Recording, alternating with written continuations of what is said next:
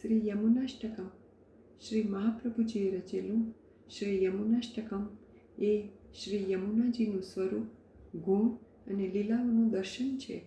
વિક્રમ સંવત 1549ના શ્રાવણ સુદ ત્રીજ ઠકુરાણી ત્રીજને દિવસે શ્રી મહાપ્રભુજીએ પહેલી વખત શ્રી ગોકુળ પધાર્યા ત્યારે ત્યાં ગોકુળની જગ્યા ઉપર ગાઢ વન હતું અને મનુષ્યની વસ્તી ભાગ્યે જ હતી.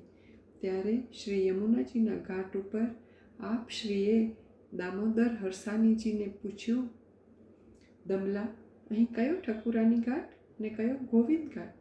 ત્યાં તો શ્રી યમુનાજીના મધ્યધારામાંથી એક અતિ સુંદર શણગાર સજેલા એક દિવ્ય સાક્ષાત નવયૌવનના પ્રકટ થયા. તેમણે શ્રી મહાપ્રભુજીને કહ્યું, આપ જે છોકરના વૃક્ષ નીચે બિરાજા છો તે ઠકુરાની ઘાટ અને જમણી બાજુ તે ગોવિંદ ઘાટ.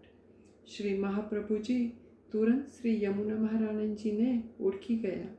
આપ શ્રીએ દંડવત કરી 9 શ્લોકમાં ગવાયેલ આ સ્તોત્ર શ્રી યમુનાષ્ટકમ પ્રસિદ્ધ કર્યું.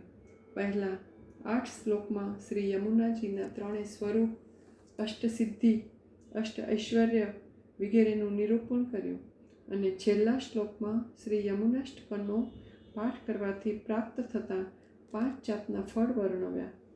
1. સર્વ પાપોનો નાશ. 2. મોક્ષ આપવાવાળા પ્રભુમાં ભક્તિ વધે. 3. એ ભક્તિથી આપણને પ્રભુ પ્રાપ્ત થાય. 4. આપણા દોષોનું નિવારણ કરી પ્રભુ પ્રસન્ન થાય. 5. આપણા સ્વભાવ ઉપર વિજય પ્રાપ્ત થાય અને પ્રભુના શ્રી ચરણ કમલમાં આપણી પ્રીતિ વધે.